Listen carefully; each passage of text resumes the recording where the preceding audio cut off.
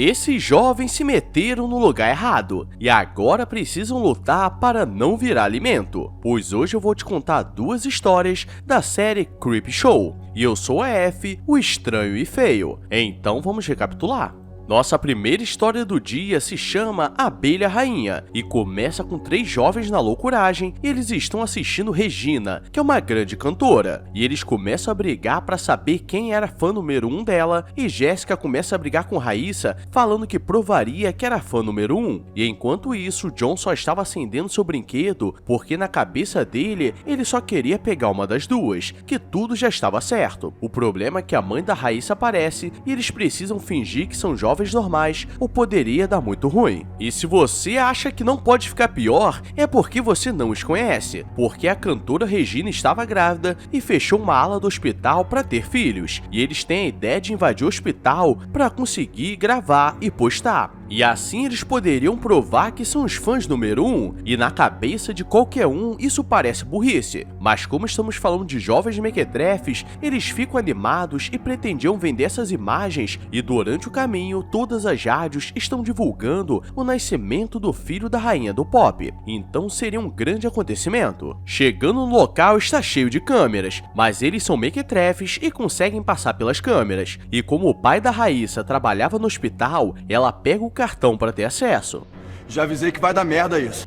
E quando eles abrem a porta, vem Regina passando, mas logo atrás aparece um segurança negão da canela fina e eles percebem que deu muito ruim. E no desespero, o empurram da escada e acham que ele deu uma falecida de leve. E então esse cara fazia cosplay de canela fina. E agora eles precisam correr, porque tudo já começou dando errado. Entrando na ala que Regina estava, eles começam a observar para achar sua sala, mas percebem alguns cientistas carregando alguns corpos em algumas macas, e acham estranho, e John acaba fazendo barulho e quase que Jéssica é pega, mas ela consegue se esconder nas sombras, e quando a enfermeira olha para ela, ela estava com os olhos verdes como se estivesse sendo controlada, e misteriosamente Jéssica não foi vista e aquilo estava muito esquisito, e seria o momento perfeito para meter o pé, mas eles querem continuar, e encontram vários corpos e macas e todos estavam costurados. E é aqui que vem a grande transformação, pois eles encontram Regina,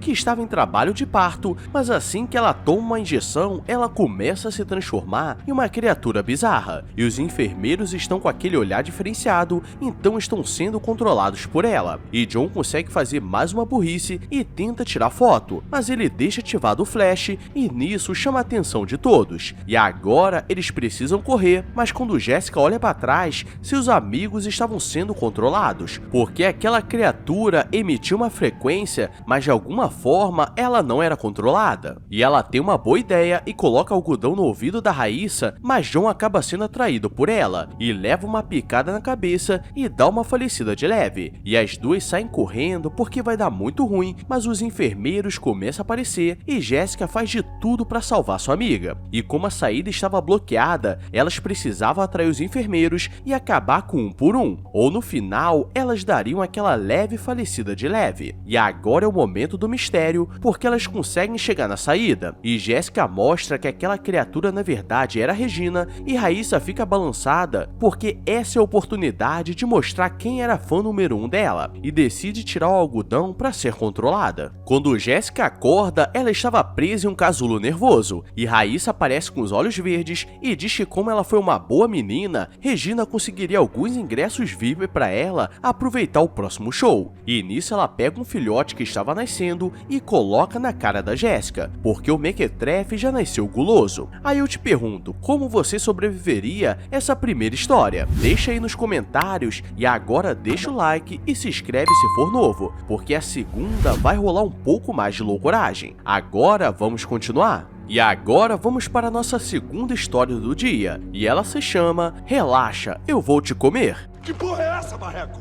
E recomendo ter estômago forte, porque essa vai ser tensa. E começa com Streak na prisão, e em sua cela havia um buraco secreto na parede, e lá dentro havia uma aranha que ele gostava de conversar. O problema é que ela é maior do que você imagina, e como ele não quer falar pra ninguém, ele finge que guardava seus livros ali, pra ninguém olhar dentro. E agora ele é chamado para sua audiência de custódia, e vamos entender o que estava por vir. Os agentes começam a dizer que ele só estava preso porque faleceu uma pessoa, e ele diz que ele não cometeu um crime porque antes ele era farmacêutico e sabia usar os medicamentos, e ele fez aquilo porque sua mãe estava com câncer terminal e não falava e nem se mexia, e ele percebeu que a melhor coisa que poderia fazer seria acabar com o sofrimento dela, e analisando os relatórios, ele poderia ser livre, mas um dos guardas mandou um outro relatório falando que ele teve um confronto com outro preso e por trabalhar na área médica do local, tentou envenenar o outro, mas Strick sabe que não fez aquilo porque ele não tinha problemas com ninguém, e o guarda estava olhando para a cara dele rindo, e aqui entendemos o porquê, pois ele é careca e sabemos que um homem que perdeu o cabelo não tem mais nada a perder, então ele tinha que fazer outras pessoas perderem no lugar dele. Ele é levado de volta à cela e o guarda diz que faria da vida dele um inferno pelo que ele fez com a própria mãe, e alguns detentos estavam esperando porque queriam que ele fizesse os tóxicos diferenciados para vender por ali, e ele diz que nunca fez, mas o guarda diz que é melhor ele aprender ou então os outros prisioneiros vão fazer algumas brincadeiras diferenciadas com ele. Stricker volta para sua cela e começa a brincar com suas aranhas, porque elas eram suas únicas amigas, e aparece o guarda William, que era um canela fina do bem, e diz que estava de olho em tudo e sabe que ele era diferente, e diz que estava estudando sobre as aranhas, e nesse meio tempo dentro da prisão, ele conseguiu escrever 3 artigos científicos, e você aí não consegue terminar seu TCC da faculdade. Eita porra.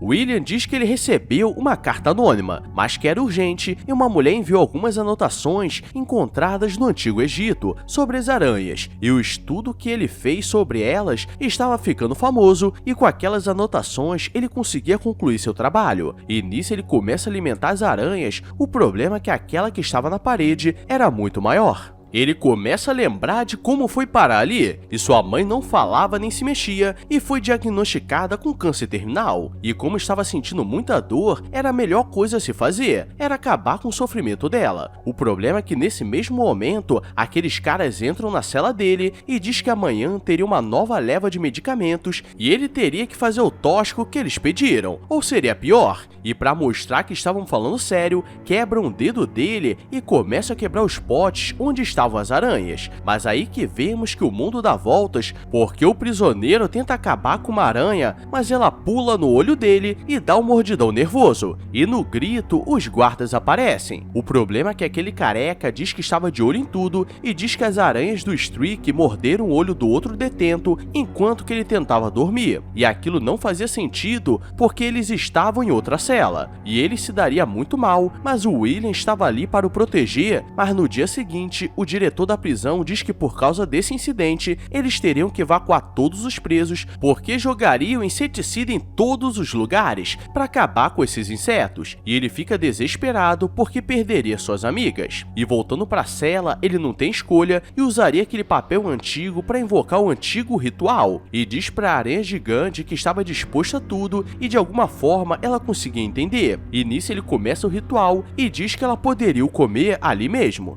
Eu vou comer teu cu. Meu cu não, você não vai. E durante a noite, o guarda careca aparece para dar uma zoada com ele, mas não tinha ninguém na cela. E ele começa a ser preso por várias teias e aquela aranha nervosa aparece, mas agora ela estava diferente, porque a cabeça do Stricker estava presa nela. E no dia seguinte, quando vão olhar, Stricker sumiu e só encontraram a cabeça do guarda, porque ele pagou por tudo que fez. E podemos aprender 2 coisas aqui. Primeiro, que ser o Homem-Aranha na vida real nem sempre é uma boa ideia, e se você é careca, procura ajuda médica, ou vai ser igual esse cara daí, e sua vida está ferrada. Então deixa o like, porque a cada curtida nesse vídeo vai nascer um fio de cabelo em você. Confia. Agora vou nessa, obrigado a todos e fui!